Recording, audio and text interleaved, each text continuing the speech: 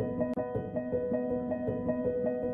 insurance commission we know today has come a long way since the first concept of insurance was introduced to the Philippines during the Spanish era. In 1829, Strackman Murray and Company Incorporated, the representative of Lloyd's of London to the Philippines, paved the way for the influx of foreign insurance companies in the country. Life insurance was first introduced in 1898 with the entry of Sun Life Assurance of Canada in the local insurance market. In 1906, the first domestic non-life insurance company, the Yectong Lin Insurance Company, was organized. But not long after, Insular Life Assurance Company Limited was established as the first domestic life insurance company in the country in 1910. On December 11, 1914, Insurance Act No. 2427 was enacted, and the Insurance Division under the Bureau of Treasury was established. During the World War II, the Insurance Division was separated from the Bureau of Treasury and then attached to the Bureau of Banking. Amid the prospering economy, the Office of the Insurance Commissioner was established in 1949 as an independent office. Since then, insurance was established as one of the country's premier industries.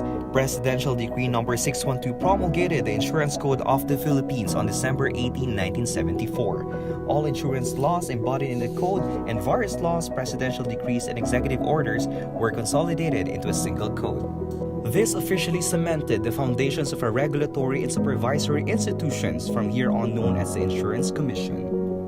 With the declaration of martial law came unrest and uncertainty that would ultimately test the mettle of the entire industry. But as history would dictate, this was not a test that the Philippines would fail, and so does the insurance industry.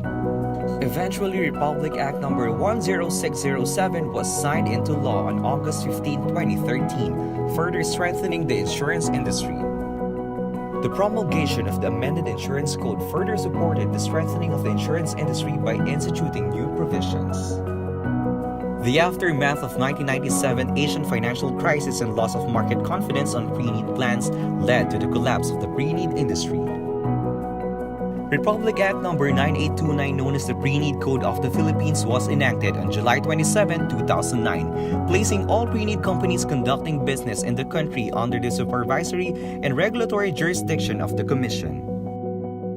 Through the dynamism and never-ending belief in their system, the jurisdiction over health maintenance organizations or HMOs was transferred from the Department of Health to Insurance Commission through Executive Order No. 192 on November 12, 2015. The unprecedented growth in the insurance industry driven by the regulation and supervision of the Commission paved the way for the landmark initiatives and achievements.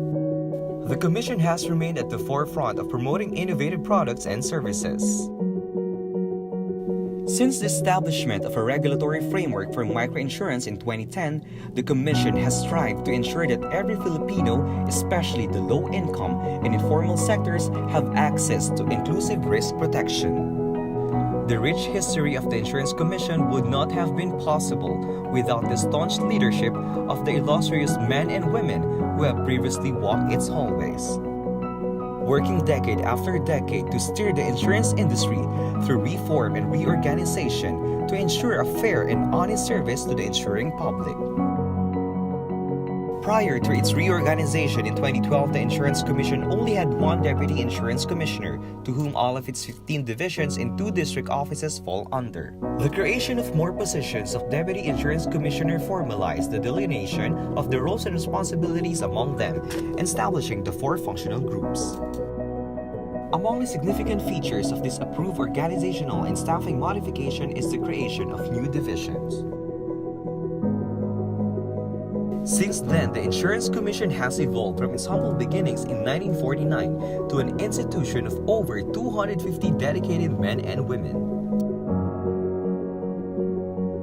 Under the present leadership of the Commissioner Dennis B. Funa, the Insurance Commission is relentless in its pursuit to create a more collaborative and innovative environment for major industry players and other stakeholders. Life insurance by itself is a viable and beneficial product. What we need to do is assure everyone, our agents, the public, and maybe even ourselves, that insurance is a product that we buy or sell out of love.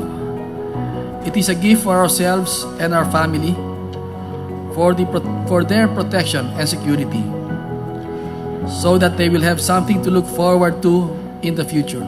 With an eye on the future and a good leader at its helm, the Insurance Commission shall make more history at the forefront of strategic change and as a pursuer of goals not hurdled by the challenges that lies ahead.